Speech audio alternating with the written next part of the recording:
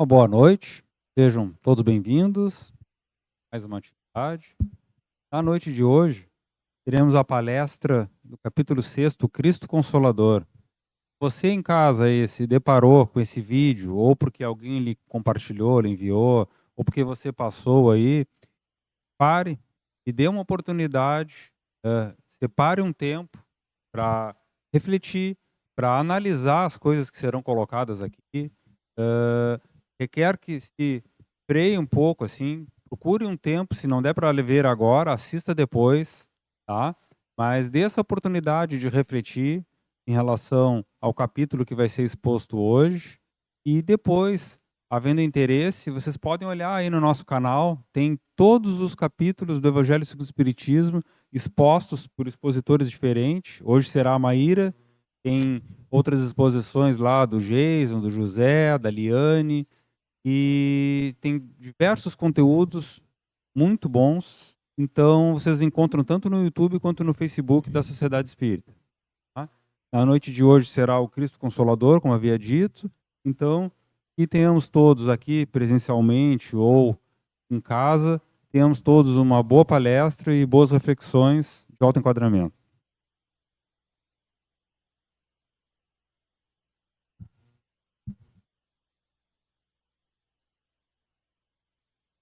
Boa noite, pessoal. Sejam bem-vindos a esta noite.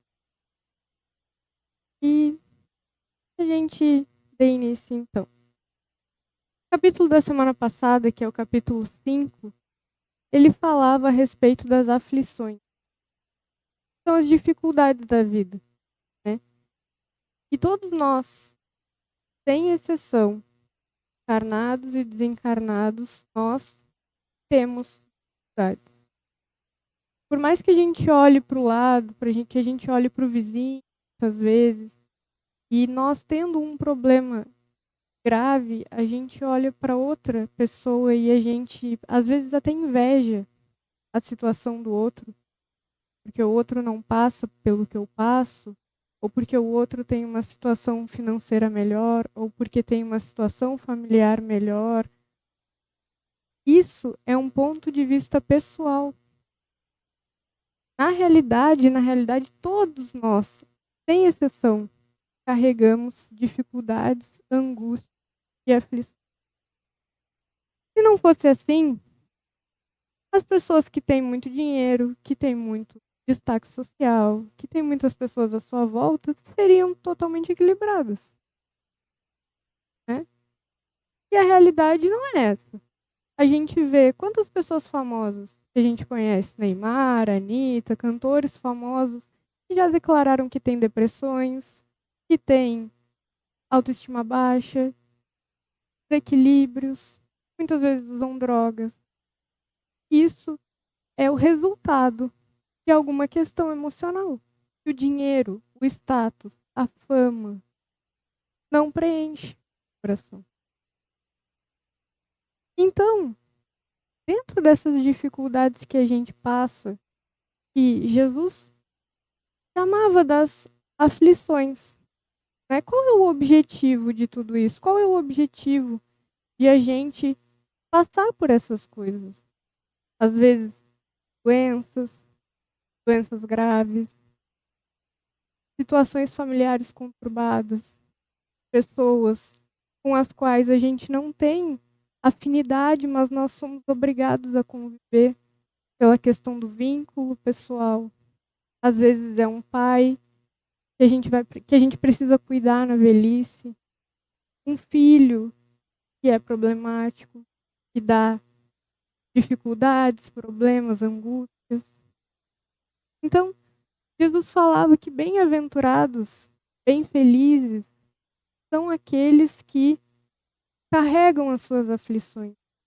Ou seja, não fogem das aflições.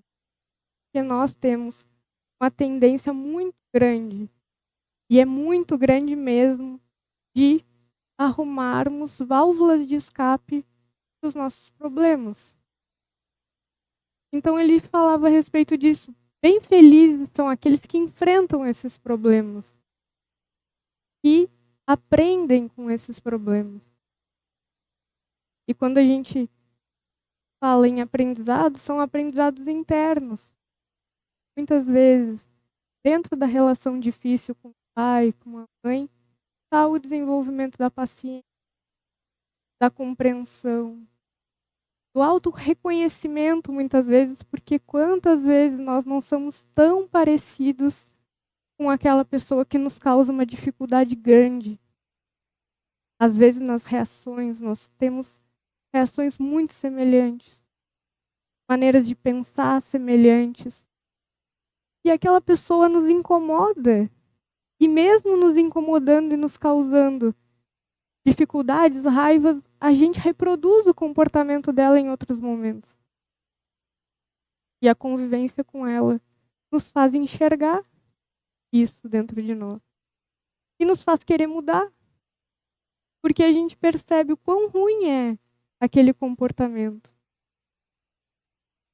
E percebendo, a gente se dá conta, e se dando conta, a gente faz o esforço, ou deveria fazer o esforço, de ir numa direção contrária. A doença grave muitas vezes não nos traz aquela impotência e muitas vezes a nossa personalidade dominadora, impositiva, não permitia que as pessoas se aproximassem de nós. Muitas vezes até afastava as pessoas pela agressividade com que a gente se expressava. E agora, nem forças nós temos de nos expressar com tanta raiva.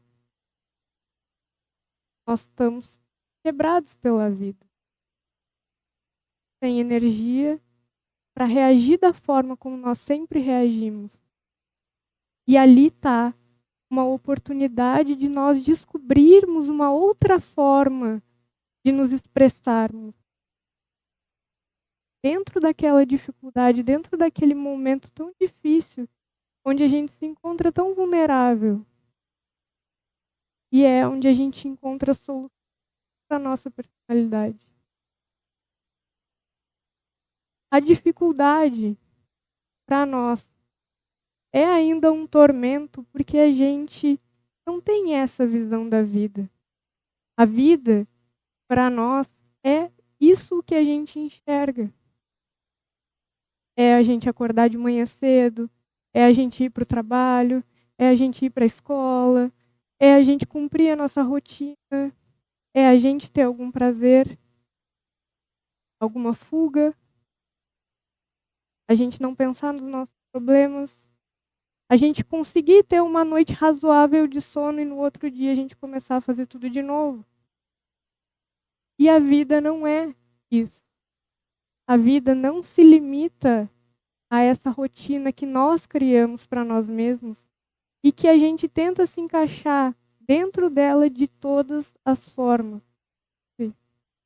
A vida é muito maior do que isso. E Jesus é o ícone de referência da vida. Por isso, o capítulo de hoje que fala sobre o Cristo Consolador. Jesus foi um espírito, é um espírito, referência. Referência de como viver, de como ser. Referência total de equilíbrio. De uma forma, de um patamar que nós conseguimos compreender e nós conseguimos, como diz a Joana de Ângeles, emular, imitar. Nós conseguimos reproduzir. Não é um pensamento que nós temos, né? Porque ao longo do tempo a nossa ignorância e as nossas fugas fizeram com que nós colocássemos Jesus num patamar inatingível, inalcançável. Mas isso fomos nós que fizemos, nós como sociedade, nós como seres humanos, com os nossos preconceitos, com a nossa maneira de pensar. Mas ele mesmo dizia que ele é o caminho, a verdade e a vida. E ele é o caminho, não é na direção dele que nós temos que ir. Ele mesmo disse. E é o que ele também fala na passagem de hoje. E antes da gente entrar na passagem de hoje, eu só queria terminar aqui a questão. É que muitas vezes, quando a gente se depara com as dificuldades da vida, o que nós queremos é solução. A gente quer que o problema termine logo, e quanto mais rápido, melhor. Mas isso é um impulso para que a gente volte a ser o que nós éramos quando nós não tínhamos aquela dificuldade presente na nossa vida. E a proposta da vida ela é totalmente oposta. Ela é que nós, depois da dificuldade, sejamos diferentes. Tenhamos uma outra maneira de pensar, uma outra visão da vida. Que a gente agregue em nós alguma coisa que nós aprendemos com aquela experiência. E sejamos diferentes. Então, notem como a gente ainda se comporta de maneira distinta do que a vida nos exige, nos pede. E essa ânsia que a gente tem de resolver as coisas de uma hora para outra é o que nos atrapalha, na maioria das vezes. Porque esse tipo de pensamento, ele faz com que a gente busque a fuga. E que a gente não consiga encontrar o verdadeiro consolo, que é a verdadeira solução. Porque se a resolução dos problemas fosse o desaparecimento dos problemas, as pessoas mais felizes que existiram no mundo não teriam tido problemas. E notem que é bem o oposto. Por exemplo, Chico Xavier, que foi uma pessoa extremamente feliz, gerava felicidade nas pessoas. O contato com ele era doce. Se vocês olharem na internet os vídeos do Chico Xavier, olhem para vocês verem como ele era uma criatura que conseguia transmitir doçura, empatia, magnetismo, vontade de ficar assistindo ele horas e horas. E ele era uma pessoa que tinha muitas dificuldades, ele tinha várias doenças. Problema de visão grave. Foi basicamente torturado quando ele era criança. Ele era extremamente pobre, passou muita dificuldade. E a maneira de ver, a maneira de enxergar a vida que ele carregava no coração, fazia com que, apesar das dificuldades, ele conseguisse transpor uma a uma, com alegria, gerando exemplo. Então, notem, isso faz parte da vida. Então, Jesus fala, na passagem de hoje, o seguinte, está em Mateus, capítulo 11, versículos de 28 a 30. Ele fala o seguinte: Vinde a mim, vós que estáis aflitos e sobrecarregados. Sobrecarregados de quê? Muitas vezes a gente está na vida e não acontece um problema de cada vez. A gente tem vários problemas. É problema com o pai, é problema com a mãe, é problema com o marido, com a esposa, com os filhos. Às vezes é tudo ao mesmo tempo, nós temos dúvidas. Dúvidas cruéis, muitas vezes, que fazem com que a gente não consiga dormir pensando se a gente fez certo, se a gente fez errado, se a gente agiu certo, se a gente agiu errado na situação. A gente tem os pensamentos, a gente fica com os pensamentos conturbados. A gente sente ansiedade, a gente tem sintomas físicos que são causados pelo nosso estado emocional. A gente tem gastrite devido à ansiedade. A gente tem tonturas, muitas vezes. A gente treme de medo. A gente sente um aperto na garganta muitas vezes, porque a gente quer falar alguma coisa e não consegue. E o nosso estado emocional se reflete, inclusive, no nosso corpo. E essa sobrecarga são esses problemas que a gente não consegue compreender a causa do porquê que isso está na minha vida, porquê que isso está acontecendo comigo. E muitas vezes, infelizmente, a gente tem um posicionamento vitimista e a gente acha injusto isso estar ocorrendo na minha vida. E é um posicionamento pior ainda, porque nos tira a capacidade de ação a respeito do que está se passando. É como se nós não pudéssemos fazer nada. Como se não tivesse solução, porque somos vítimas. E, na verdade, é o oposto. A maior parte dos problemas são causados pela nossa conduta, pela nossa maneira de ser. E quando a gente enxerga isso, quando a gente enxerga essa realidade, é que a gente começa a sentir que existe o caminho, existe a saída. A gente começa a enxergar aquilo de outra forma, de outra maneira, com uma possibilidade de resolução ou de aceitação. Eu entendo o porquê aquilo está acontecendo comigo e porque eu entendo que aquilo está me trazendo uma lição, um aprendizado, eu aceito. Porque eu entendo que Deus não está brabo comigo. Entendem?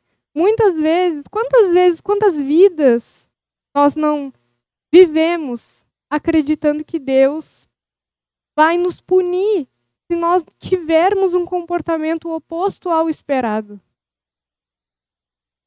Nós vivemos nesse meio, nesse tipo de pensamento.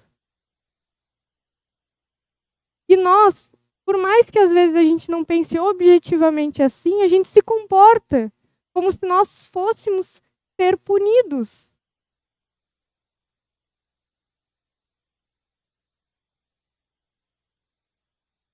E Deus não está bravo com a gente, de maneira nenhuma. De maneira nenhuma.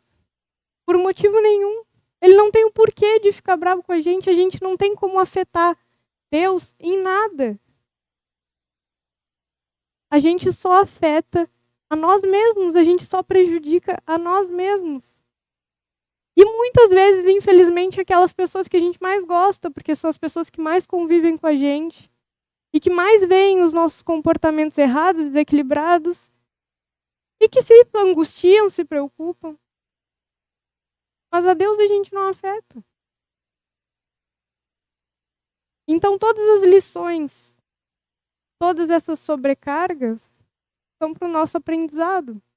E Jesus fala, vinde a mim, que eu vos aliviarei. E aqui está um ponto em que muitas vezes a gente distorceu como se essa carga ela fosse ser retirada de nós. E não funciona dessa forma. A compreensão a respeito do porquê, dos motivos, das causas, muda o peso da carga. Muda a característica da carga. O ambiente, as pessoas à nossa volta não mudam. Eles continuam tendo as mesmas características, os mesmos problemas. Mas como nós vimos de outra maneira, às vezes nós reconhecemos o nosso erro dentro da situação, nos propomos a mudar, enxergamos o nosso comportamento, sem nos punir, mas entendendo que a gente precisa fazer diferente, muda completamente o cenário. Completamente. E a carga muda. Tomai sobre vós o meu jugo. Jugo é um objeto usado para orientar os animais, como naquela época a sociedade era agrícola, então Jesus usava essas figuras, né? Então, é um instrumento de orientação. E é o que o Evangelho faz com a gente. O Evangelho tem esse objetivo de orientação, sempre teve. Nós é que transformamos o Evangelho em um ritual de adoração. Mas ele sempre teve esse objetivo de orientação. Tanto que a doutrina espírita, que vem a explicar muitas coisas que estão dentro do Evangelho que a gente não compreendeu até hoje, tem esse objetivo de instrução, de compreensão, de nos levar a entender a vida, a nós mesmos. E qual a nossa relação com isso tudo? E como nós somos seres que pensam, que têm essa capacidade de pensar e nos orientamos dessa forma, o Evangelho tem esse objetivo. E ele fala, olha a próxima frase que ele fala, que concorda com tudo isso, que carimba tudo isso. Ele fala, aprendei comigo, e aprendei comigo, que sou brando e humilde. Ele fala, ele mesmo, Jesus mesmo está falando, aprende comigo, faz aquilo que eu faço. Por mais que seja difícil para ti, por mais que muitas vezes tu tenha que admitir coisas que tu não gostaria, assumir coisas que tu não gostaria, porque é difícil. A gente tem ego, a gente tem vaidade. Mas e aí, quanto que vale o nosso ego, a nossa vaidade? Nosso desequilíbrio? A gente prefere o nosso ego e a nossa vaidade do que o nosso equilíbrio emocional. Infelizmente, a gente às vezes faz essa escolha. Mas pensem, quanto de sofrimento muitas vezes a gente não prolonga porque a gente não dá o braço a torcer. A gente não diz, eu tô errado. Eu tô errado e eu precisar fazer alguma coisa diferente. Que sou brando e humilde de coração. Sou humilde de coração, ou seja, internamente humilde. Não externamente. E acharei repouso para as vossas almas. Porque na orientação de Jesus, aquilo que ele ensina, nos leva ao equilíbrio. Por isso que ele fala do repouso para as vossas almas. E ele fala, pois é suave o meu jugo. O jugo é a orientação. Por que a orientação de Jesus é suave? Porque não é imposta. Ele nunca impôs. Ele não impõe nada a ninguém. Bem pelo contrário. Deus, a vida, nos permite errar infinitamente. Infinitamente. Porque a vida sabe, Deus sabe, Jesus sabe que o único prejudicado somos nós. E que tudo aquilo que a gente carrega de erro, dentro de nós vira culpa, arrependimento. E essa culpa e esse arrependimento viram a mola impulsora da nossa transformação, porque dói. Chega num ponto que a gente não aguenta mais. Chega num ponto que a gente cansa do desequilíbrio, a gente cansa.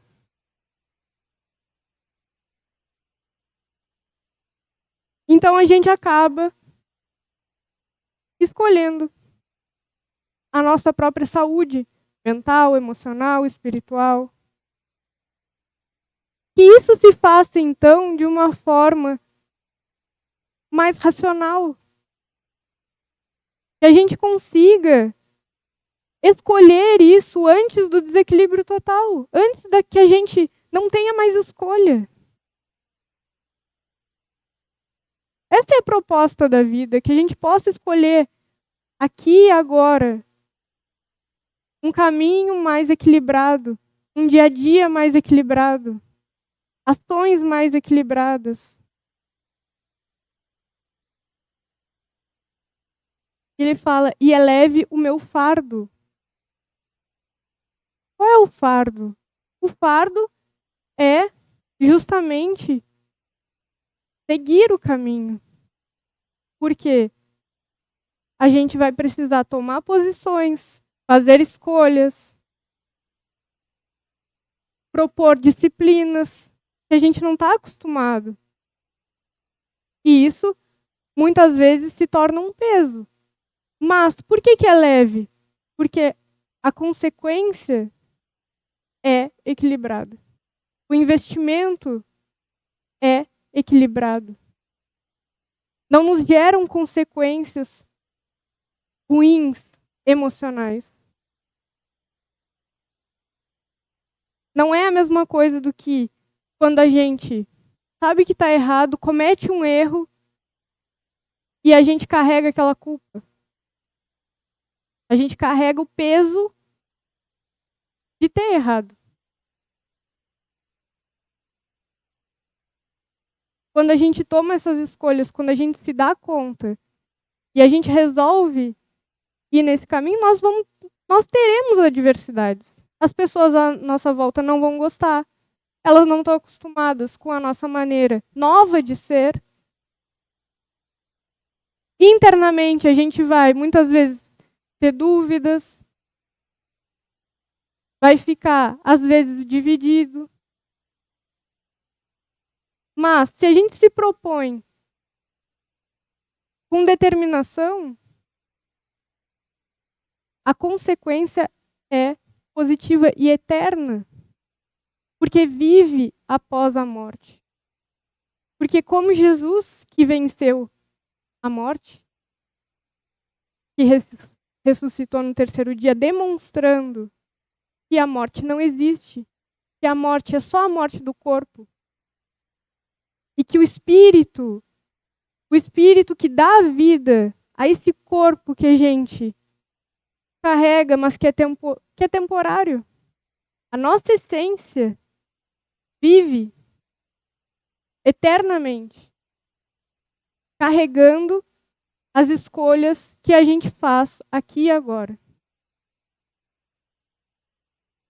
Então, essas escolhas difíceis, que hoje parecem um fardo enorme, tem no futuro peso leve.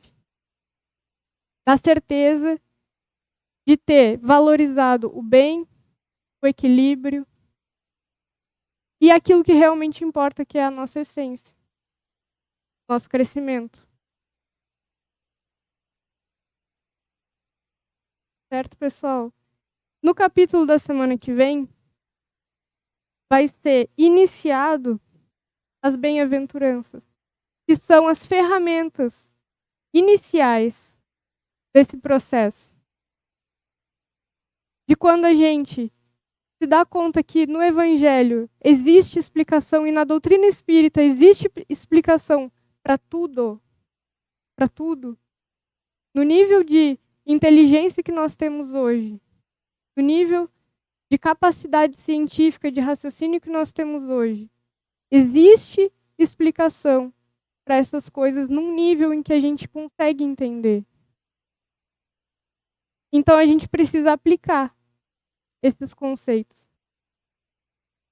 E a partir da semana que vem, vamos ser dadas algumas ferramentas que são fundamentais para esse processo. Ferramentas emocionais, que são a humildade, a honestidade, o perdão, a misericórdia, que vão ser explicados ao longo das próximas semanas.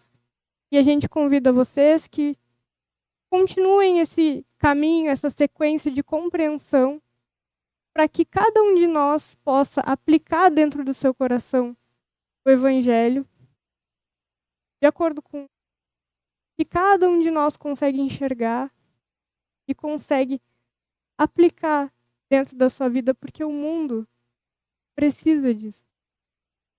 Olhem para o mundo da nossa volta e vejam quanto desequilíbrio a gente não tem no dia a dia. Das mínimas coisas, as coisas mais graves. O mundo precisa disso. E a gente, dentro do nosso campo de ação, a gente pode se tornar alguém mais equilibrado tendo dentro de nós um pouquinho mais de equilíbrio e conseguindo ter um pouquinho de exemplo para aquelas pessoas que convivem com a gente.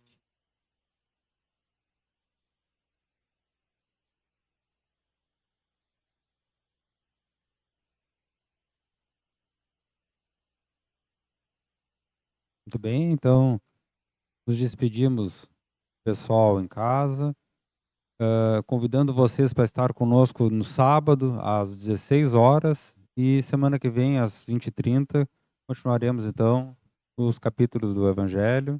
Tenham todos uma boa noite.